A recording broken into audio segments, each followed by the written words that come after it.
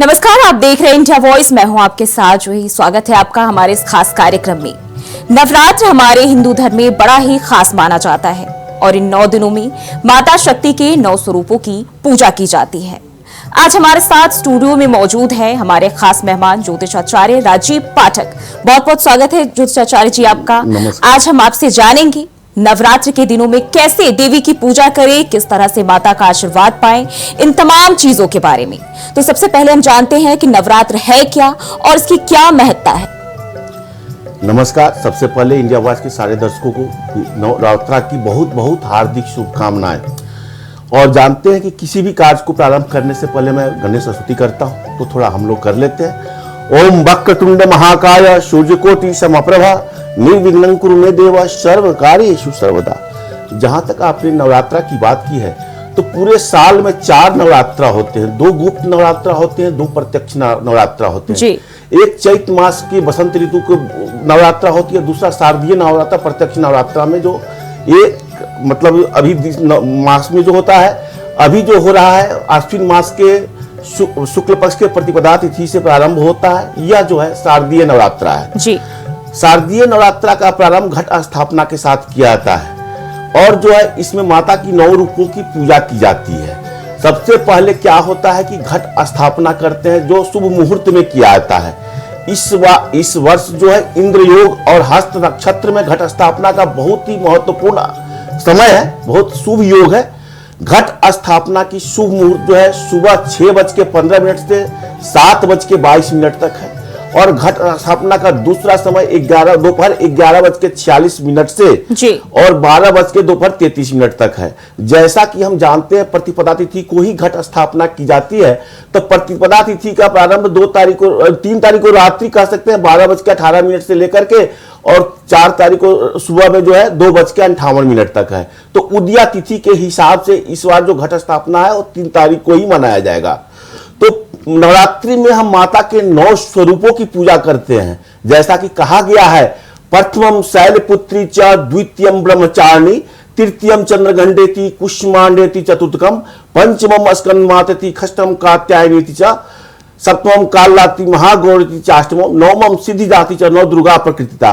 मतलब इसका मतलब कि प्रथम दिन मां शैलपुत्री की पूजा की जाती है, द्वितीय दिन ब्रह्मचारिणी की पूजा की जाती है, तृतीय दिन चंद्रघंटेति की पूजा की जाती है, चतुर्थ दिन कुष्मांडेति की पूजा की जाती है, पंचम दिन स्कंद मातेति की पूजा की जाती है, षष्ठम दिन कात्यायनी माता की पूजा की जाती है, सप्तम दिन कालरात्रि की पूजा की जाती है, अष्टम दिन महागौरी की पूजा की जाती है और नवमी को जो मन सिद्धिदात्री की पूजा की जाती है।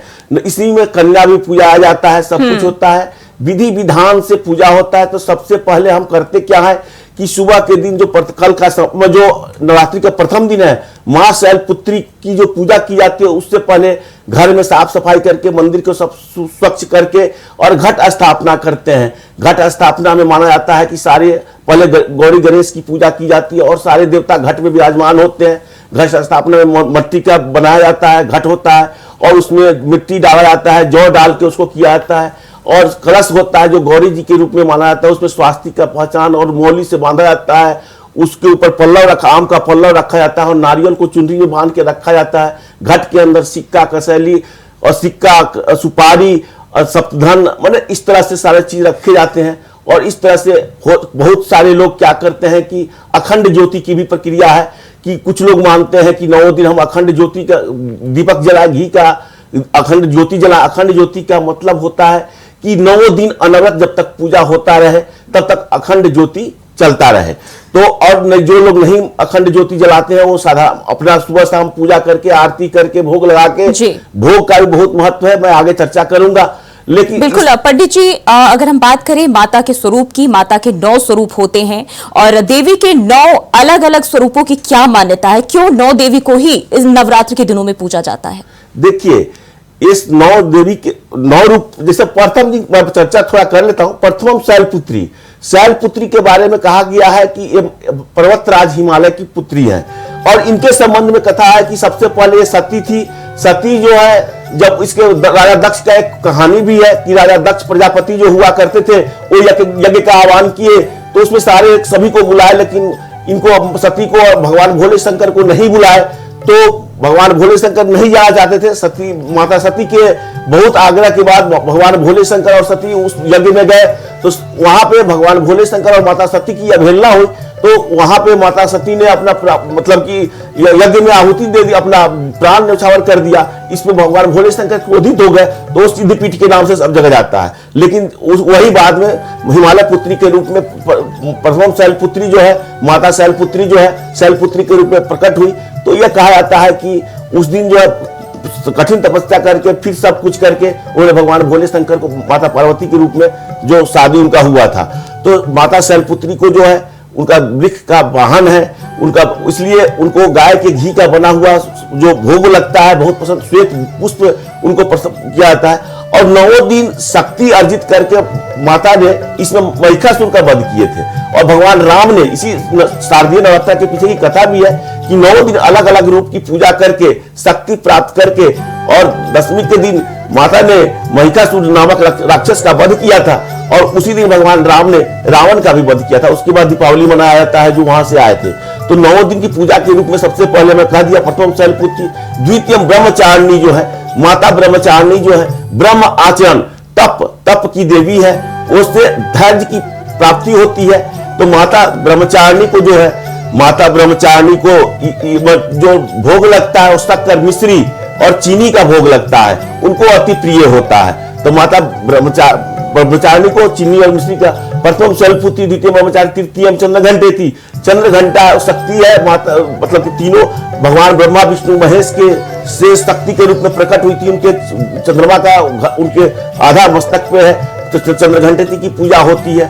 चंद्रघंटे की पूजा में जो है इसी तरह से 9 रूपों का जो मैंने वर्णन किया है, थोड़ा सा वर्णन मैं कर लेता हूँ। पूजा और सबसे बड़ा चीज होता है कि इस संबंध में पूरी चर्चा मैं करता हूँ कि किस किस चीज की पूजा करनी चाहिए, किस किस मंत्र की इस नवरात्र में जो शक्ति की प्राप्त, कुल मिलाकर यही। बिल्कुल पंडित जी, जैसा आपने देवी के मंत्र का जिक्र किया है, अगर हम बात करें तो ऐसे तो देवी के अलग अलग स्वरूपों के लिए अलग अलग मंत्र भी है, लेकिन कोई एक ऐसा मंत्र जिससे साधक माता को रोजाना उसका उच्चारण करके खुश कर सके, क्योंकि बड़ी तादाद में जो है उपासक माता के इन 9 दिनों में उपासना करते हैं। जी देखिए, वैसे तो पूरे नवरात्रि में चर्चा है कि दुर्गा सप्तशती का जो मंत्र है, दुर्गा सप्तशती का पाठ जो होता है, ये नवरात्रि में करने से शक्ति की प्राप्ति होती है। और महाकाली, महालक्ष्मी, महासरस्वती तीनों स्वरूप की पूजा होती है इसमें महाशक्ति के रूप में।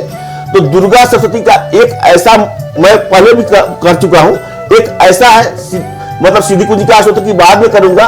पहले 7 या 8 मंत्र है, सप्तलोकी के नाम से 7 मंत्र है। अगर इसका प्रतिदिन पाठ किया जाए, कम से कम सप्तलोकी की पाठ करें, कील कवच अर्गला का पाठ करें, और सिद्धि कुंजिका अष्टोत्तर का कम से कम जो अभी व्यस्त समय में, और अगर हो सके तो 13 अध्याय का पाठ करें। कुछ संक्षिप्त मंत्र भी मैं बाद में चर्चा करूंगा जो कि सब दिन पाठ किया जा सकता है। सबसे पहले मैं सप्तलोकी आप लोग के सामने सुनाना चाहता हूं।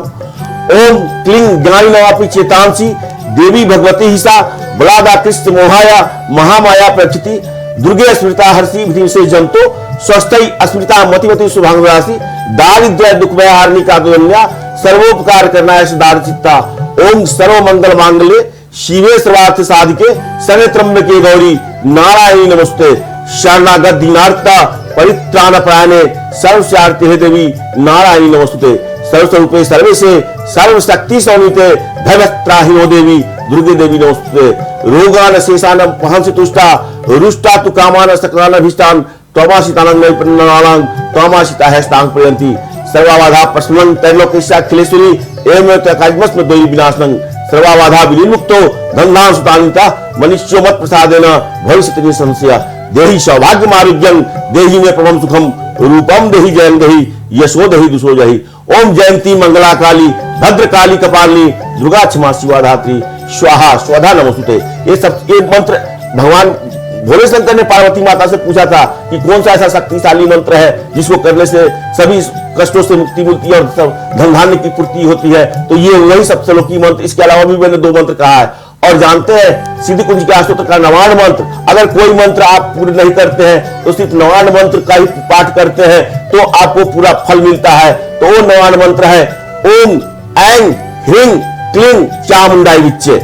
अगर किसी भी सब दिन एक समान रूप में किसी भी दिन आप इस मंत्र का जाप करते हैं तो आपको पुण्य फल की प्राप्ति होती है। ये तीनों मंत्र माँ महाकाली, माँ लक्ष्मी, माँ सरस्वती की बीज मंत्र है, इसलिए आप इस मंत्र का जाप, वैसे तो सिद्ध कुंजिका स्तोत्र भी का भी पाठ कर सकते हैं। और इस शारदीय जो नवरात्रा होता है, इसमें बहुत लोग रामायण का भी पाठ करते हैं, ऐसा नहीं, भगवान रामचंद्र जी का भी पाठ करते हैं, सुंदर कांड का पाठ करते हैं, बहुत लोग हनुमान चालीसा का पाठ करते हैं, तो इससे भी फल मिलता है। तो इसलिए भगवान राम की भी पूजा की जाती है। हलवा और पूरी माँ को अर्पित करना चाहिए। इस तरह से माँ को मनोवांछित भोग लगाएंगे आप। बिल्कुल पंडित जी, अगर हम नवरात्र के दिनों की बात करते हैं तो नवरात्र में एक जो लोगों के मन में उत्साह होता है, एक अलग ही उल्लास देखने को मिलता है। लेकिन अगर हम बात करें तो कन्याओं को खिलाने की भी अपनी एक अलग मान्यता है। तो अगर हम कन्याओं की बात करते हैं, क्या इसकी मान्यता है, क्या है इसकी कहानी, किस तरह से जो है कन्याओं को भोजन कराना चाहिए, क्या कुछ विधान है इसके? देखिए, अब आपने कहा कि कन्या खिलाने के बारे में आपने चर्चा किया है। माँ किस रूप में है? माँ स्त्री के रूप में है, माँ कन्या के रूप में है। और ऐसा किया जाता है कि आप कोई सप्तमी, अष्टमी, नवमी को कन्या खिलाते हैं, या अष्टमी को खिलाते हैं, या नवमी को खिलाते हैं, तो ये होता है कि आप प्रतिदिन पूजा करने के बाद कन्या और बटुक का जो प्रचलन है, यह माना जाता है कि कन्या माँ के रूप में जो पूजा किया है आपने, कन्या खिलाते हैं, कन्या को बुलाते हैं, सादर उनका पैर धोते हैं, उनको हलवा, पूरी, चना इत्यादि चीज उनको भोजन कराते हैं, उनको वस्त्र देते हैं, उनको श्रृंगार का सामान देते हैं, उनको उचित दक्षिणा देते हैं। इसके बाद उनका चरण स्पर्श करके आशीर्वाद लेते हैं, बटुक का भी। तो ये माना जाता है कि आपने जो पूजा किया, साक्षात देवी माँ को आपने बुलाया है। कन्या खास करके ध्यान रखा जाए, 2 वर्ष से 10 वर्ष की लड़की जो होती है उनको कन्या माना जाता है, और उन लोगों को खिलाने से पूरा फल मिलता है। यही नहीं, दान करने से, पुण्य करने से, व्रत करने से, यही सब कुछ फल प्राप्त होता है। पंडित जी, कन्या खिलाने की हम बात कर रहे हैं तो अक्सर ऐसा होता है कि लोग ये मान के चलते हैं कि हम अगर कन्याओं को घर पे बुला के खिला रहे हैं वो फायदेमंद है। हालांकि जो गरीब है, क्या हम वहां भी जाके भोजन बांट सकते हैं नवरात्र के दिनों में? देखिए, ये तो हर एक आत्मा में परमात्मा की वास होती है, और कन्या तो हर एक कन्या एक ही है। 2 वर्ष से 10 वर्ष की कन्या को माना जाता है निश्चल है, माँ का रूप है।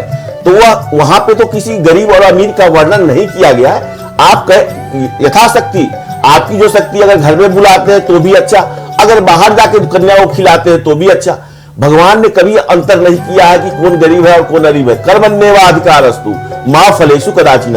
हम कर्म के हिसाब से, अपने हिसाब से चलते हैं। तो यह कोई अंतर नहीं है कि हम अपने घर बुलाएं या उनको कहीं बाहर में किसी कन्या को खिलाएं। कन्या 2 वर्ष से 10 वर्ष का होना चाहिए, ये ध्यान रहे, क्योंकि कुछ नियम है।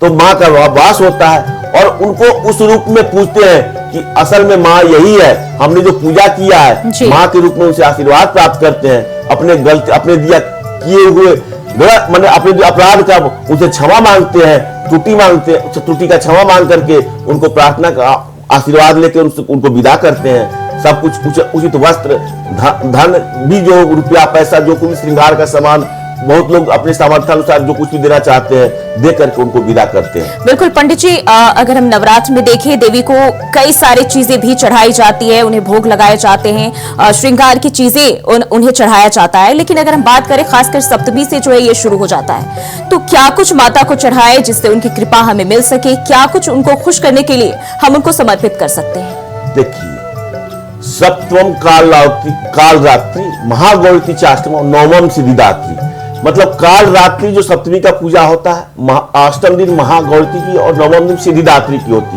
होता है पूजा।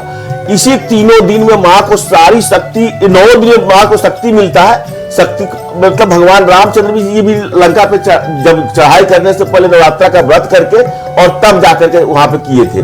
तो शक्ति के रूप में माँ की पूजा की जाती है। तो आपने सप्तमी में क्या होता है, कुछ तांत्रिक क्रियाएं भी होती है, निशा पूजा भी होती है, आप जानते होंगे कि कुछ लोग तांत्रिक क्रिया, तो ये क्या है, शक्ति ही तो प्राप्त करना है और शक्ति के रूप में माँ को पूजते हैं। तो ये क्या है कि सप्तमी, अष्टमी, नवमी बहुत ही विशेष माना जाता है। ये तीनों दिन बहुत ही विशिष्ट माना जाता है, और तीनों दिन की पूजा करके उनको क्या चढ़ाना चाहिए, आपने कहा है अपने सामर्थ्यानुसार कम से कम हर कोई। अब जैसे कि मैंने बताया था कि 9 दिन उनको 9 रूपों का किस तरह से उनको भोग लगाया जाए। भोग लगाने के बाद देखिए, सब माँ भी तो माँ ही है, उनको क्या चाहिए, उनको सबसे पहला भाव से आप पूजा कीजिए। ऐसा नहीं उनके पास कोई कमी नहीं है, भाव से पूजा कीजिए, अपने श्रद्धा भक्ति से निश्चल भाव से पूजा कीजिए। दूसरा, किसी भी चीज को आप करते हैं, खाना पीना और मतलब कि उनको श्रृंगार का भोग लगाइए, अच्छी चीजों से, फल फूल से उनकी पूजा कीजिए, फल फूल से आरती दिखा करके उनको उनकी प्रार्थना कीजिए, क्षमा प्रार्थना कीजिए। और श्रृंगार का सामान तो लोग चढ़ाते ही, और खोज भरने का भी आप जो जानते हैं कि एक नियम होता है कि सुहागिन महिलाएं मां से अपने आशीर्वाद को अपने खोज में रखती है कि मेरा भी सब कुछ सही रहे। तो इसलिए किसी भी चीज को मां को निश्चल भावना से आप जो चढ़ाएंगे, फल फूल अर्पित कीजिए, सेवई माने श्रृंगार का पूरा सामान दीजिए। जी पंडित जी, अगर हम माता देवी के 9 स्वरूपों की बात करें, हालांकि काली जो देवी हैं उनके स्वरूप को छोड़कर बाकी अन्य अगर स्वरूपों की हम बात करें, बहुत ही सहज और कोमल स्वरूप है, स्वभाव भी उतना ही कोमल माना जाता है माता काली का भी। लेकिन इस दौरान अगर हम नवरात्र के दिनों में नियमों की बात करें, क्या हमें नहीं करना चाहिए, क्या क्या चीजें ऐसी है जिनसे हमें बचना चाहिए पूजा के दौरान? देखिए, क्या नहीं करना चाहिए। नवरात्रा में आप शक्ति अर्जित करते हैं, आप सबसे पहले अब देखिए, आपने कहा है तो इसमें कुछ बहुत लोग 9 दिन उपवास करते हैं जी, कुछ लोग कम से कम 1 3 5 ऐसे करके होता है, जोड़ा भी करता है। तो जितने दिन भी उपवास करते हैं, उपवास किए। तो पहला है कि उपवास करना है, फलाहार भी बहुत लोग रहते हैं, देखते होंगे कि 9 दिन फलाहार, कुट्टू का आटा, साबुदाना इत्यादि फल फूल, काजू किशमिश, ड्राई फ्रूट ये सब खा के रहते हैं। सबसे पहला चीज, जो उपवास नहीं रखते, जो ऑफिस के काम में जाते हैं, वो भी संयम रखें, सबसे पहला चीज। दूसरा चीज जो होता है, ब्रह्मचर्य का पालन करना चाहिए, चाहे वो स्त्री हो या पुरुष हो, माँ का शक्ति रूप में पूजा करते हैं तो ब्रह्मचर्य का पालन करना चाहिए। तीसरा चीज, घर में माने क्या कहते हैं, मांस मदिरा का प्रयोग तो बिल्कुल नहीं होना चाहिए, लहसुन प्याज का प्रयोग बिल्कुल नहीं होना चाहिए। और इसके अलावा हर एक स्त्री को मतलब कि देवी के रूप में मानते हुए स्त्री का अपमान नहीं करना चाहिए, क्योंकि आप स्त्री के रूप में, मां शक्ति के रूप में मां की पूजा कर रहे हैं, तो किसी भी स्त्री का अपमान न करें, झूठ ना बोले, ज्यादा क्रोध ना करें, आए हुए व्यक्ति का अपमान न करें, ये सब चीजें इसमें वर्णित है। और कुछ तांत्रिक क्रियाएं को छोड़कर काला वस्त्र का प्रयोग नहीं करना चाहिए। बिल्कुल पंडित जी, अगर हम बात करें माता दुर्गा के 9 देवी के 9 स्वरूपों की, तो देवी की उपासना से कौन कौन सी मनोकामनाओं की पूर्ति होती है? क्योंकि पूजा तो सभी करते हैं, लेकिन इच्छा सबकी अलग अलग होती है। साथ ही साथ जब पूजा के आखिरी समय होते हैं, अष्टमी नवमी की अगर हम बात करें, तो हवन भी किया जाता है।